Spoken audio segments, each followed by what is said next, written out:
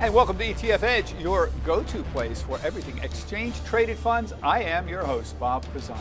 Can ETFs protect against a drop in the markets or a drop in Bitcoin? There is a demand for products that allow investors to still stay invested but provide some protection on the downside. Let's talk with Matt Kaufman. He's the Senior Vice President and Head of ETFs for Calamos, and Michael Venuto is the CIO and co-founder of Title Financial Group.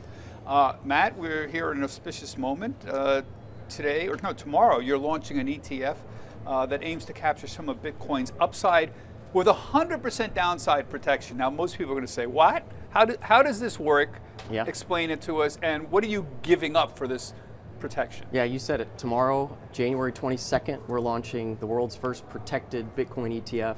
You get the upside of Bitcoin, cap rate. If you're familiar with outcome-based strategies, the cap rate's about 10 to 11.5% with 100% protection over a 1-year outcome period. So if Bitcoin, let me just get this right, if Bitcoin is 10% higher in the 1-year period from tomorrow, your ETF is going to underperform. You're going to give up everything above that. You give up the upside past that cap rate. Right. But yeah, if you think of the cap rate today, it's about 3 times what you might get on a risk-free rate products. You get really strong upside. So if you perform in line, but you're below 10%, you're in line if you're below 10%. Yeah. And then if Bitcoin is down in that period, you have protection to whatever. If it's down 10%, that's right. You're made whole. If it's down 20%, all the way down to 100%. That's right. Capture up to that cap rate, 10, 12% with principal protection. This is what, it's hard to get this product straight. The challenge here, as I understand it, is you only get 100% protection if you buy it tomorrow, right, on January 22nd. If you buy after that, right, for this product, if Bitcoin is down, you'll get, it changes, right? Explain how this works. We can walk through that. So tomorrow we're going to open the ETF around $25. So you might get it around $25.01. It's a little different than all the other defined outcome funds in the market. We're going to open right at $25. So you may pay $25.01. You can get in all day long, get that 100% protection, and then at the end of the day, we're going to strike the cap. Okay. And so we do it that way because Bitcoin is a volatile asset. You know, we don't want the price of Bitcoin to move on you overnight, so we're giving you that chance to get 100% protection over that 1-year outcome period. Right, okay, so, I think they have a good idea about it. Yeah. Mike, I want to bring in you here. There's an explosion of these crypto products coming. I saw filings in the last week for new crypto products around Solana ETFs coming, XRP ETFs, that's Ripple, by the way. And I'm sure we're going to see more products around. I hear about bundling cryptos into indexes, putting multiple crypto products into indexes coming down the road. Give us a sense of what you see coming. Here's a short list of it, but Bitcoin with the equities, for example. What do you see? We're just talking about crypto products right now. Sure. So we help people launch and grow ETFs, and every single day we're getting pitched a new crypto idea. So we've seen stacking. Last week we had a filing for a client that's all the crypto bonds, the convertible debts, the way that the institutions are investing in them. I know Calamos invested in some of the MicroStrategy converts as well. We're seeing stacking. We're seeing... Stacking is what? Bitcoin and gold. We talked about it before, but basically $1 gets you $1 of Bitcoin exposure and $1 of gold exposure. I'm seeing products that are Bitcoin plus carbon futures. This morning we saw a slew of filings for things that included Dogecoin and this new Trump meme coin. That's not us, but to each their own. It's not us either. You seem to be running away. What, you have a problem with meme coins? There's no fundamentals behind a meme coin, obviously. No, that seems to be why you're sort of... Yeah, from Calamos' perspective, we're a 50-year-old risk manager. Now that there's options available on Bitcoin, that's the space we want to operate in. We want to deliver risk-managed exposure, now that it's available to people. So that's the space we're going to operate in. You're not going to see meme coin, ETFs from Calamos, but the ability to access Bitcoin in a way that meets your risk tolerance, that's what we're about. So I got to bring in President Trump, just inaugurated yesterday. He's floated a whole bunch of ideas on crypto. He's proposed a crypto-friendly SEC chairman in Paul Akins. He's proposed a strategic Bitcoin reserve, sort of like the strategic petroleum reserve even. What do you expect to see from President Trump and from Congress this year on crypto? Yeah, the strategic Bitcoin reserve has been a comment that Trump's made over the months. As he was campaigning, he spoke at a Bitcoin conference a couple months ago and has said similar. So I think we would expect some type of legislation, to move forward with the strategic Bitcoin reserve. From a petroleum perspective, that was to actually give people protection from inflationary energy prices. We see a gold reserve, and so now we're potentially seeing a Bitcoin reserve. Yeah, let's not debate the merits of a strategic Bitcoin reserve, because you can debate the merits of a strategic petroleum reserve. Sure. Even. I won't go there, but your thoughts, Mike, on what we might be able to see from President Trump and or from Congress? So we live in the world of ETFs, right? And we've seen nothing but good regulations, right? We've had a rule that made it easier for people to launch, then we had rules that made it accessible to use the derivatives and do all the wonderful things that Calamos is doing, YieldMax and all of our clients are doing. Crypto has suffered from no regulation, right? And regulation has been done through enforcement. That's a mess. So anything that's different is better at this point. I don't know if we're going to have a Bitcoin reserve. I don't know what exactly regulations are going to come, but knowing the playing field, knowing the rules allows people to do things in those rules. And I think that's the key. Yeah, I mean, there's proposals that President Trump might eliminate capital gains taxes on American-made cryptocurrencies. I mean, at the very least, we need an overhaul of the regulatory policies. We need right? regulatory policy, so right? So that you'd makes think it we simple. could get a Bitcoin, or at least a crypto overhaul passed. You'd think so. You would think so. Like, the laws that govern our world were written in 1933 and 1940. They really haven't been updated much. The idea of a Bitcoin or a cryptocurrency didn't exist in that world, and trying to retrofit those laws into this doesn't make sense. We do need some sort of government efficient group that can come in and regulate this and make it make sense. Whether it's the SEC or something different, it needs to exist. And this is a sort of separate policy debate, but the CFTC versus the SEC, this never made any sense. Everybody else in the world has one regulatory body. Yeah. But because of our history, commodities being regulated by the agricultural committees, and finance and banking regulating a lot of the equities world, there's two separate commissions, essentially. Yeah, we saw this play out with Bitcoin, right in front of our faces. We had, spot Bitcoin ETPs come out. The SEC said, okay, we want to regulate this. And CFTC said, well, hold on, we need to decide if this is a commodity, is it an asset? And that happened with the options too. After the ETFs, raised $100 billion, we started seeing options talk. And so now the SEC approved the options. CFTC had to come in and basically say the same thing. Okay, we either need to approve these or decide that we shouldn't have any regulatory authority over these. CFTC, surprisingly to me, came in November and said, we're good with these. You saw those options come to market, and now that's why you see the plethora of ETF filings. With options on Bitcoin, you can do spot Bitcoin ETP options, you can do SIBO index Bitcoin options, which is what we're using.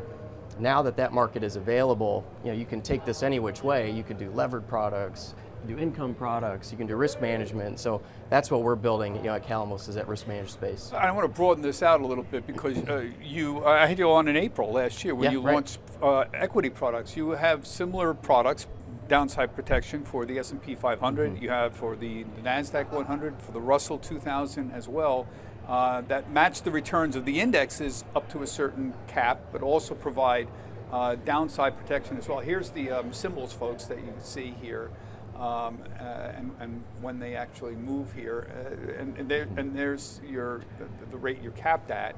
Yeah, so these are just a few of our offerings in the ETF space. That capital protected ETF world had really not been captured until 2024, when we built the first 1 year principal protected ETFs. So we're seeing tremendous adoption there. We're seeing about 500-600 million move in just over the last few months here, and being able to do that now on Bitcoin, to be able to give you essentially Bitcoin with a safety net, and you can decide where that safety net sits. You can have 0% downside, 10% downside on February 4th, or 20% downside, and then your cap rate just goes up and up based off of the amount you put at risk. So again, you put no money at risk, 100% protection, you get about 11% cap.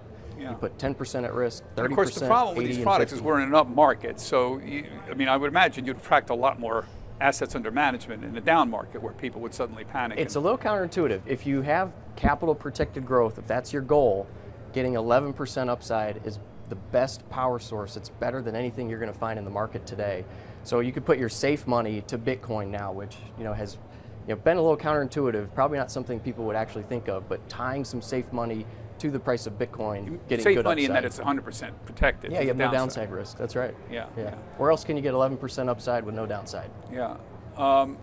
And Mike, the ETF world is seeing a flood of these derivative-based products, not just in crypto, but even in general. So some use buffer strategies. They use options to provide downside protection.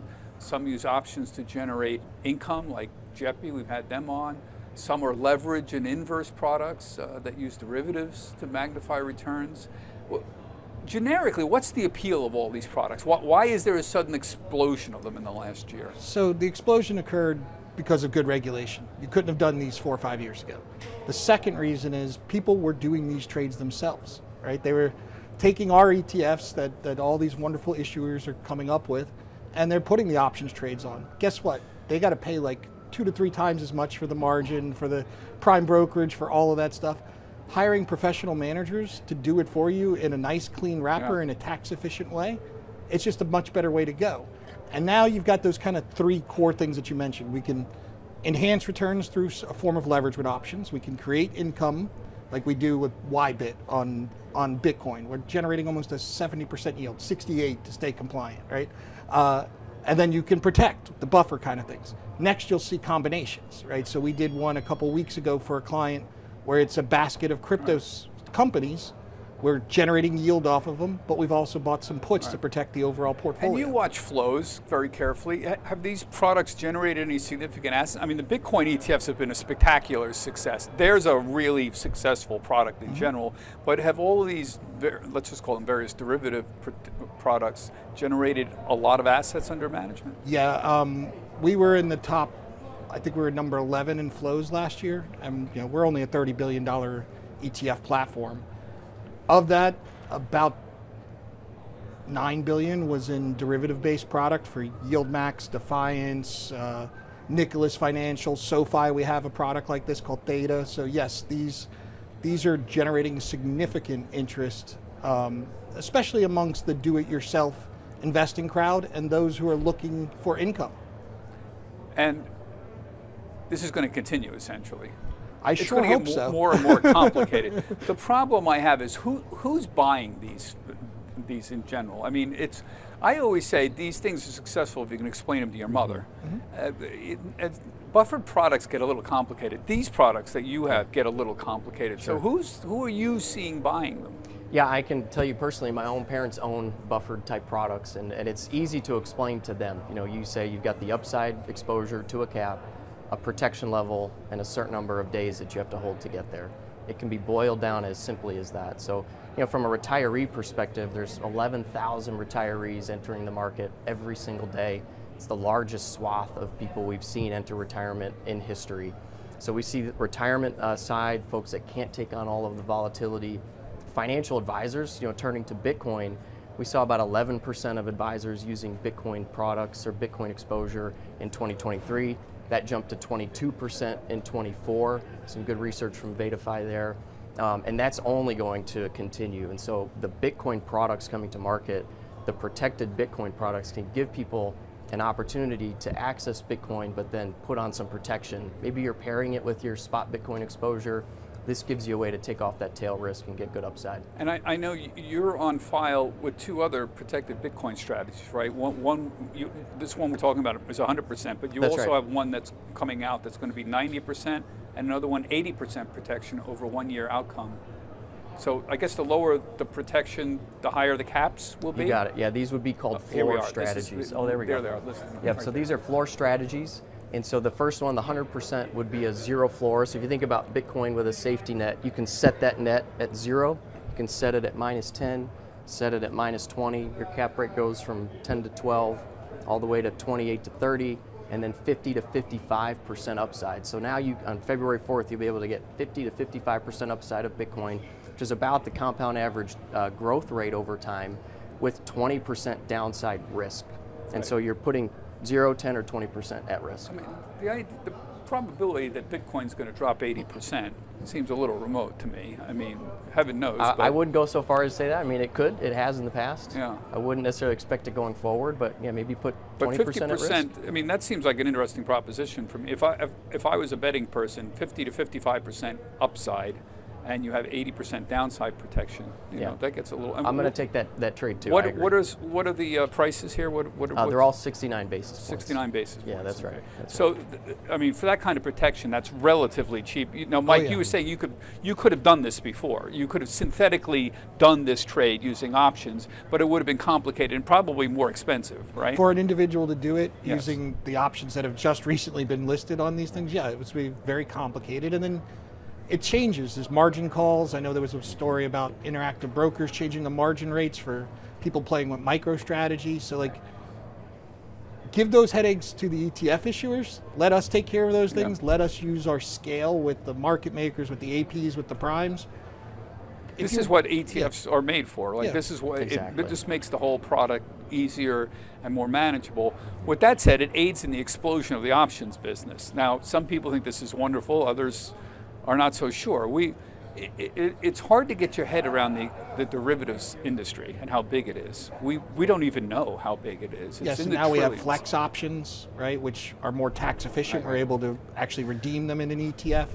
So that's an even more powerful thing, right? If you do this yourself, you're definitely generating taxes. So here's a question. I mean, is there a point at which these are not great products, or is there a point at which some of them could pose systemic risks? Remember the volatility products that blew up on us a few years ago? Nobody thought that was going to be a risk, and then out of nowhere, suddenly I had to explain what volatility products were and why this thing kind of went crazy on everybody. Is there any chance of this? Leverage always has systemic risk, and if it gets too big, the street starts to pull back. We've seen it with some of the leverage products out there. The covered call and the buffer kind of concepts, using protection or sending income, I don't see systemic risk there, right? Those are actually lowering risk. The issue is really if the market loses liquidity in an individual name, but there's always liquidity at some price. That's the beauty of exchange traded products. Yeah, and I think from Calmos' perspective, when you build an outcome-based solution, you want to build things on very liquid underlyings. So that's why you see outcome-based products on S&P, Russell, NASDAQ. Bitcoin, the liquidity shot through the roof almost overnight with the spot Bitcoin ETPs. $100 billion space, $2 to $5 billion traded every single day. And so now we're able to build risk-managed exposure on Bitcoin. It's also a reason we didn't go into the leverage side or build a 2x exposure to Bitcoin, things like that, because if Bitcoin falls 50%, that product could be down 100%, over that short time period. And so we want to focus on that risk management space, do it in a liquid way, and give people safer access. I guess what's a little breathtaking to me is the Bitcoin products are sort of showing a natural evolution here that the equities products showed, but in a very compressed period of time. Sure. So we have plain vanilla Bitcoin ETFs. We had futures first, but we have plain vanilla. And now we're getting this explosion of derivative products around them. Whereas with equities, it happened much more slowly. I guess that's what's amazing to me, just how breathtaking. Everything in crypto is that way, right? Like, you see all the memes, the good memes of somebody who's been in crypto for 6 months, and they look like Gary Busey after a mugshot, right? Everything in crypto just moves so much faster. And the ETF industry has helped bring that access to the traditional rails. So now I see people pushing Solana or Ripple, which is used for basically money transfers, essentially, or stable coins like US dollar. And care to speculate on what might be the next hot thing? I know this is a losing proposition, but I'll give you a shot at it. So I also manage Block, BLOK. I've been deep into this since 2017. I'm probably more of a Bitcoin maximalist. I believe in that chain. I understand the value of Ethereum. I understand the value of Solana and these things. A lot of this is stuff that may work, and if it does work, will get co-opted into the Bitcoin blockchain over time, is how I've always viewed it. So if you're not buying and learning these blockchains, then you're just speculating. I'm not really terribly interested. But it always struck me that Bitcoin is a cryptocurrency running off the blockchain. Why isn't blockchain in general, the concept, the truly great thing to invest in? To me, that's what's amazing. I find DeFi and smart contracts to be, that really appeals to me. And here's something that is really broad. You can use it to send money, you can do real estate transfers, you could do stock settlement with smart contracts. I mean, that's very exciting to me, and yet Ethereum, as one version of a smart contract platform, has sort of had a moment and then been pretty slow for whatever reason. Maybe it's just because Bitcoin is sort of like, moves quick. It's a get-rich-quick idea for a lot of people.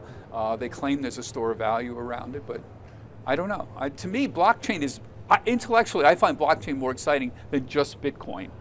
I do as well. That's why I run Block, right? And we invest in a lot of things, and mostly companies, like you mentioned Ripple. We've owned SBI Holdings all the way through. They own Ripple, right? Like, so like, I'd rather own the picks and axes in any gold rush than the gold. Yeah. And that's where we focus. Matt, what's Calamos going to do for the rest of the year? What kind of to answer your question, I'm not a speculator. I'm a risk manager. We're a hedger, and so anything that's liquid, that has an options market, we're looking at building risk managed solutions for that. But there's got to be a really kind of safe number of filters before we'll bring something in an ETF, and so Bitcoin meets those filters.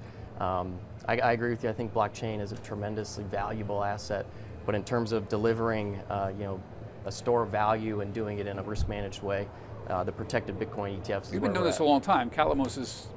We've been managing risk for 50 years. I've been building options strategies for the last 10 to 12 years here. So there's a lot of there's a reason we've been around a long time. Yeah. And of course, this is the future here. You see these literally in front of our eyes. From week to week, we see new products coming out in the crypto universe, and we'll be covering all of that on ETF Edge throughout 2025. That does it for this week's ETF Edge. My thanks to Matt and Mike, and we've asked Mike to stick around to provide his outlook on some of the broader trends in ETFs for 2025 coming up on the ETF Edge podcast. And remember, you can see all of our shows on our website, etfedge.cnbc.com. Everybody have a healthy, happy, and safe trading week. Get the ABCs of ETFs with the ETF Edge newsletter. Your weekly update on the hottest trends, expert analysis, actionable ideas, and exclusive insight from host Bob Pisani. Sign up now at cnbc.com/ETF Edge newsletter.